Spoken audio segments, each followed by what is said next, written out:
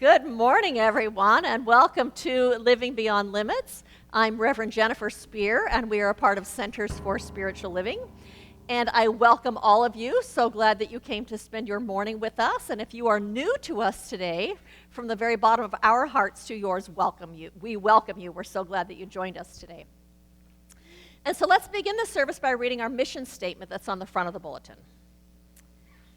We are a sanctuary where people can discover and reveal the presence of God within their own being and experience their oneness with all life. Through the realization of this inner presence of love and peace, we give way to the evolutionary impulse of the divine and become a beneficial presence in the world. That's really what we're doing here at Living Beyond Limits, is we are giving ourselves the opportunity to really awaken to our own divine nature, to awaken to that fact that that infinite presence of spirit that expresses everywhere through everything all of the time, expresses uniquely in each and every single one of us.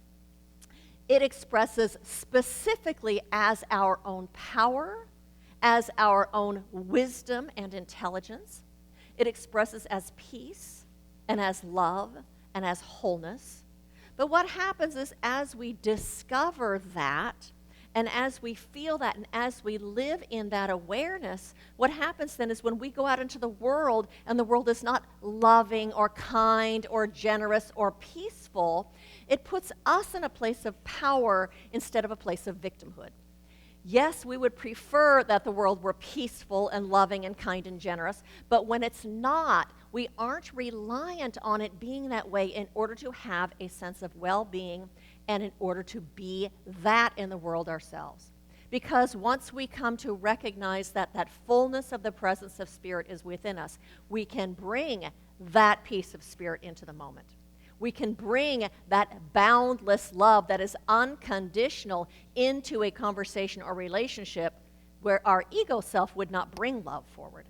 And as we do that, we act as a healing presence in this world.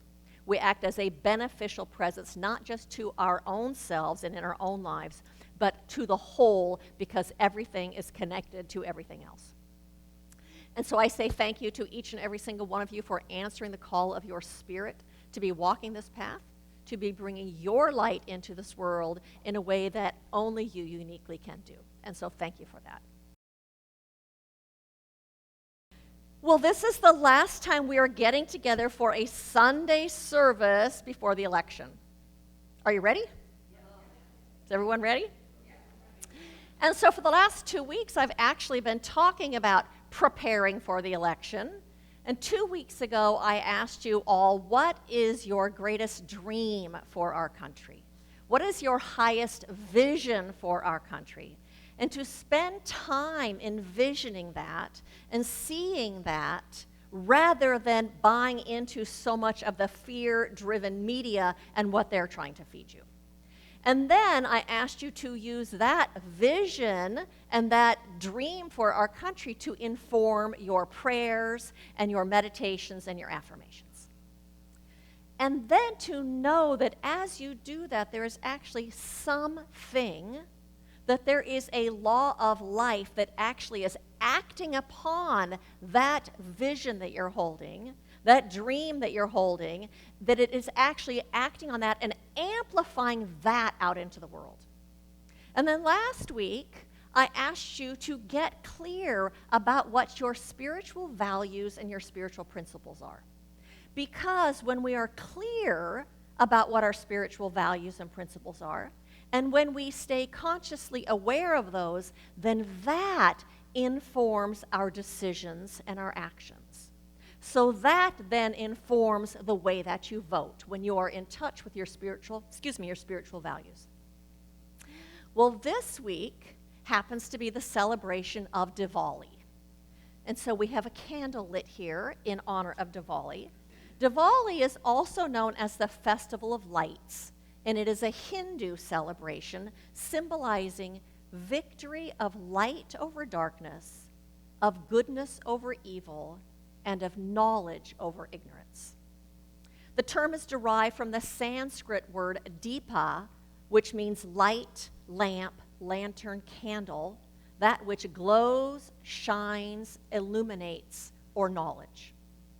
During Diwali, families come together to light lamps, exchange gifts, and partake in feasts. Diwali is also celebrated by Sikhs, Jains, and Buddhists. And much like Christmas, the holiday transcends religion and is celebrated by more than 1 billion people worldwide in dozens of countries. The myths and the stories behind the holiday share the theme of justice and of liberation. Diwali is celebrated every year in autumn, and it lasts 5 days. It's this week.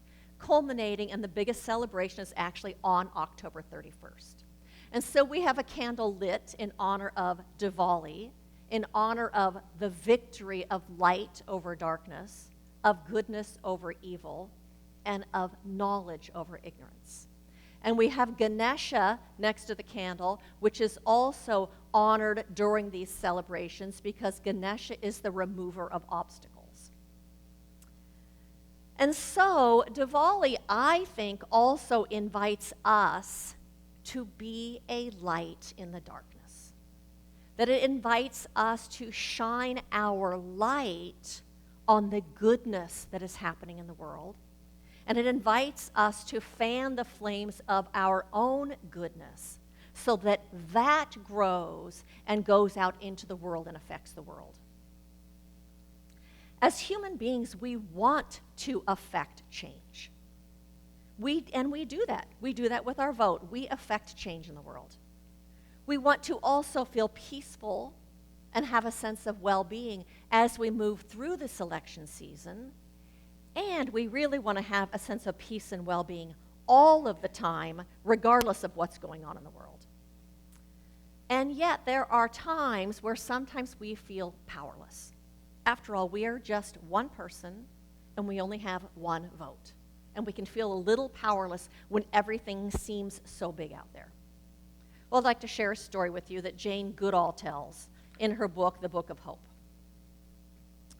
Jia He-sha and Jia Wenxi live in a small village in rural China and have been friends since they were boys.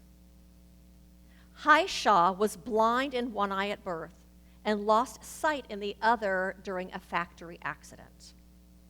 When Wenxi was only 3 years old, he lost both his arms when he touched a downed power line. When Hai-sha lost his sight, he became depressed, and Wenxi realized that they must find something they could do that would give purpose to Hai-sha's life. Both had often talked about how the land around their village had become increasingly degraded since they were young boys. Quarrying had polluted the rivers, killing the fish and other aquatic life, and industrial emissions had polluted the air. Wenxi told his friend they should plant trees. Ha-shi was incredulous at first. How could they do that? They didn't have any money, and he was blind, and Wenxi had no arms. Wenxi had the answer. He would be Ha-shi's eyes, and Ha-sha would be his arms. They couldn't afford to buy seeds or saplings, so they could cut branches from the trees, and that they did. They planted hundreds of trees that first year, but the land was too dry, and only 2 trees grew out of all their effort. They would have to find a way to get water to the trees, and they did. They planted more cuttings, and most of them survived. They now have planted 10,000 trees. Though we are limited physically, our spirit is limitless, said Wenxi. So let generations after us see what a blind man and an armless man have left them, a forest.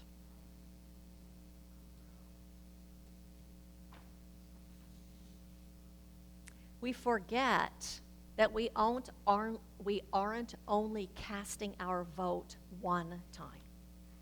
We are casting our vote all of the time. We are planting trees and seeds with our thoughts and our energy and our words and our actions all of the time we are planting those seeds. All of our thoughts and all of our feelings are a prayer. And they are a prayer because that law of life, that law of reflection is always acting on our thoughts and our feelings. It's always listening. So when we are worried and when we are fearful, we are broadcasting those thoughts out into that collective consciousness and into that law. When we are broadcasting our feelings and our vibrations, we're broadcasting that out into that sea that we all live in.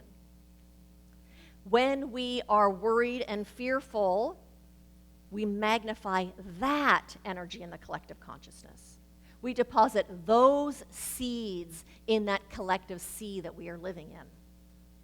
And what happens is, as more and more people put that into that sea that we live in, it's easier for other people to pick that up. Think about when you walk into this room, what it feels like. It feels joyful. It feels loving. And it's really easy to slip into being just like that. We come here, it's really easy to be open-hearted and to be happy, to be open and loving. And then think about the difference of what it feels like walking into a casino in Las Vegas. To me, there's this frenetic energy, and it's tight, and it's crazy, kind of chaotic. And how soon do you get sucked into that energy when you're in Las Vegas? It's available to us, and when it's available, it's easier for us to pick up. So when we plant positive thoughts, when we trust in the goodness of the spirit of people, not even trust in the goodness of their humanity, that is there also, but trust in the goodness of their spirit, when we recognize that that divine presence is everywhere present, even when we can't see it, that divine presence is in every person, even when they can't see it, when we can see that, what happens is we magnify that. We make that much more available for everyone. It becomes much more readily available. We are all affected by that collective consciousness that we live in. Greg Braden says, any change we wish to see in the world, from healing for someone we love to peace in nations engaged in some armed conflict, doesn't have to be sent from our hearts and minds to the places where it's needed. It isn't necessary to send anything anywhere. Our prayers are inside us. They are already everywhere. Our prayers are already everywhere. Do you get that?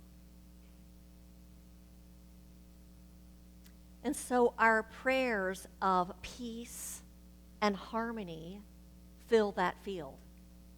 Also, our prayers of doubts and fears and worries and concerns fill that field. Our thoughts and our feelings fill that field. And the feelings are actually what give our thoughts the energy they need to manifest. A thought plus a feeling equals a result. I think sometimes we pray our thoughts, and we don't feel anything. In fact, we feel the angst of what isn't going on. We never get in alignment with our thoughts and our feelings as if this is really true what we're praying for, as if it's already happening.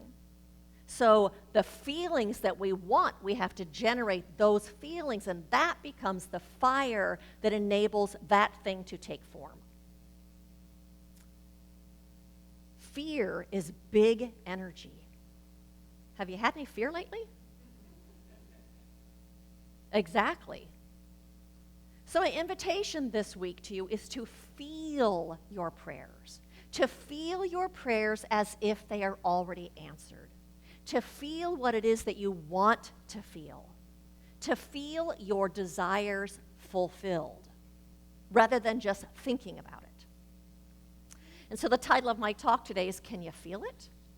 And I'm talking about that we are always creating, all of the time, that our thoughts and our feelings and our words and our actions create our own life that we're living, and they ripple out from us to affect all of humanity, because we're all in this together.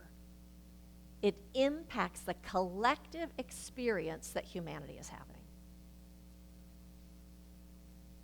Sue Morter, who is a doctor and energy worker, she wrote a book called Energy Codes, and she says, for enlightenment to have staying power, it requires embodiment. We can't just understand a principle. You have to actually embody it and practice it and do it. It has to be embodied in order for it to have holding power. And so, we've been doing exercises. I have you do exercises all the time. We've been doing exercises the last 2 weeks so that you don't leave here saying, oh, well, that was nice.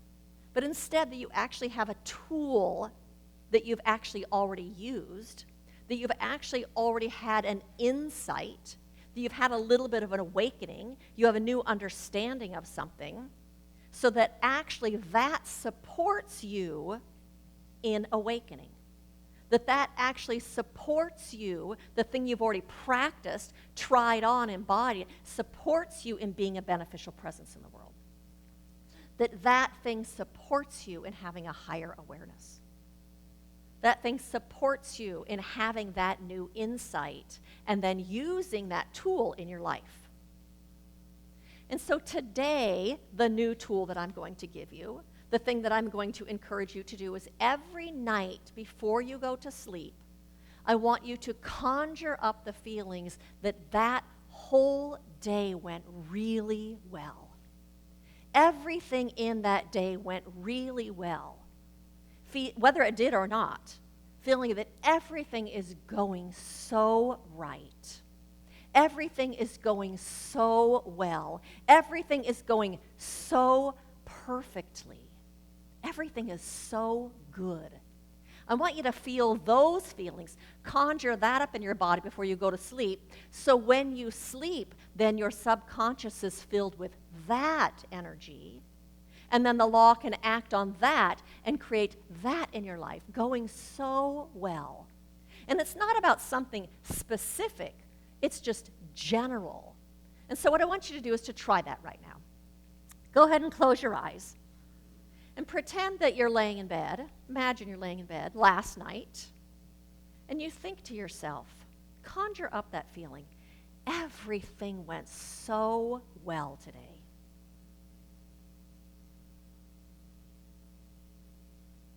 Everything went really well today.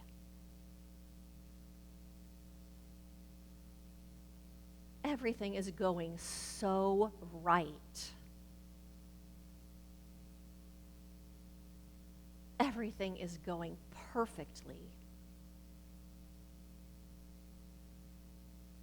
Everything is so good.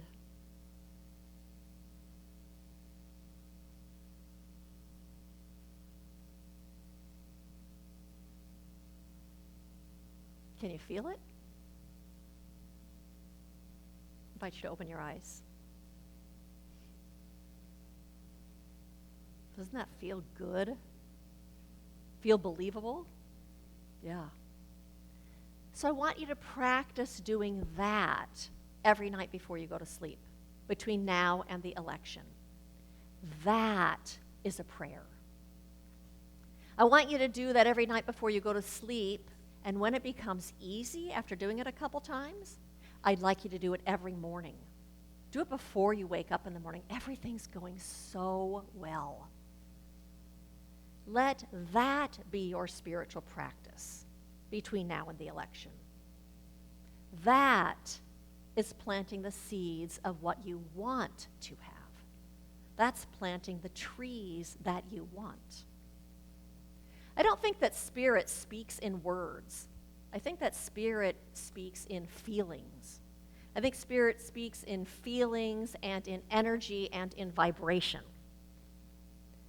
And so I want you to conjure up that vibration and that feeling of everything's going so well rather than the feelings of how scary things sometimes seem. Water those trees instead of the weeds. The truth is, really, that spirit longs to express itself as love, as unity, as oneness. Spirit longs to express itself as peace and as harmony and as order. It longs to express itself as wisdom and love and good, because that is Spirit's essence. That is the essence of Spirit. And Spirit's nature is to express itself without effort. That's just what it does. And so that means then that we do not have to force anything good to happen. We don't have to manipulate things in order for good to happen. All we have to do is create a space inside of us for that good to take hold. Do you see how feeling everything's going so well creates that space inside of you for spirit to unfold itself? Ernest Holmes, the founder of this philosophy, said, "We must understand that it is a power for good, and we must realize that this power flows through us, and that the instrument of that power is our own consciousness. We must begin right where we are." He goes on to say, "The universe withholds no good thing from us, but what belongs to us we must accept." It's in our acceptance of it that we create space for it to take root and to grow in our lives.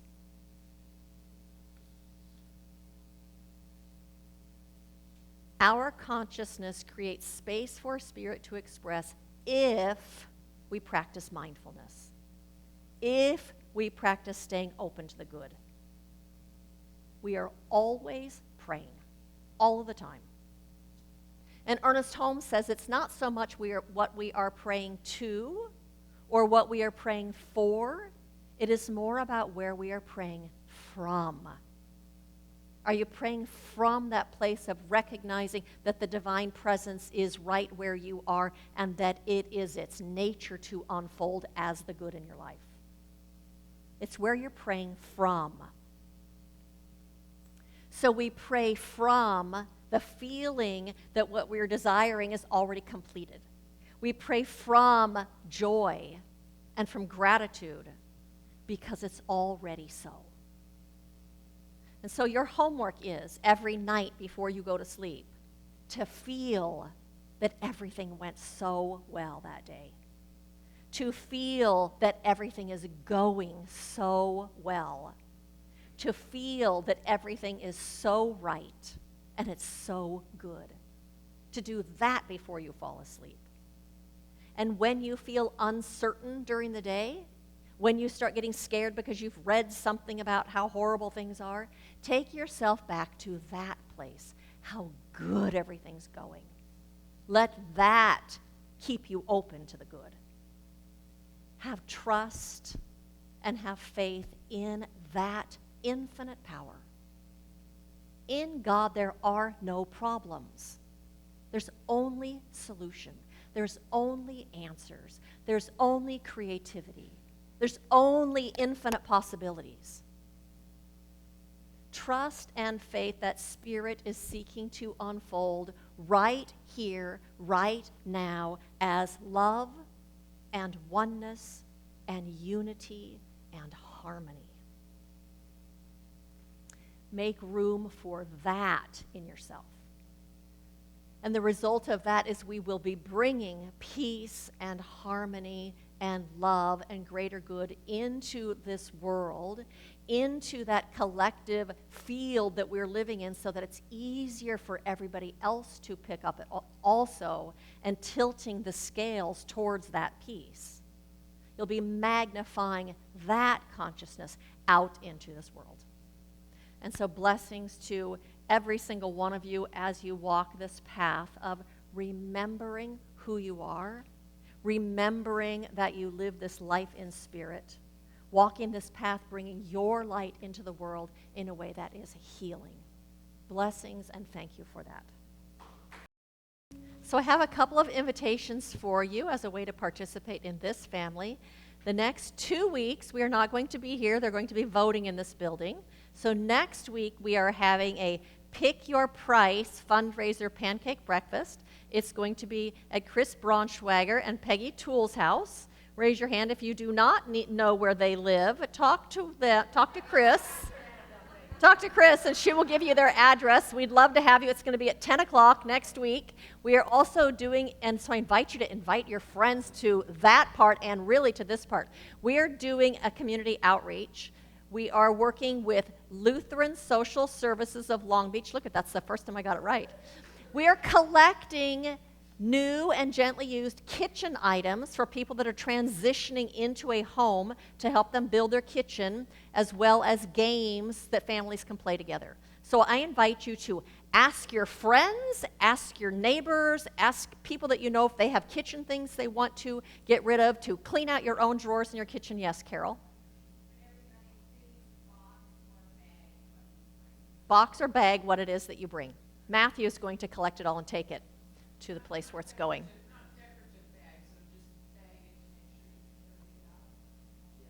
Yes, just in some sort of a container. And then the following Sunday, we are going to go to El Dorado Nature Center and do forest bathing. We will do a little collective something together and then spend time in silence, walking in nature and allowing ourselves to be fed by nature. That's going to also be at 10 o'clock on the second Sunday. I invite you to take this insert with you so it can remind you of where we're going and when we're going. And on that thought, I also invite you to take the insert because it has the affirmation also, but to leave the bulletin covers. You can put them on the back table.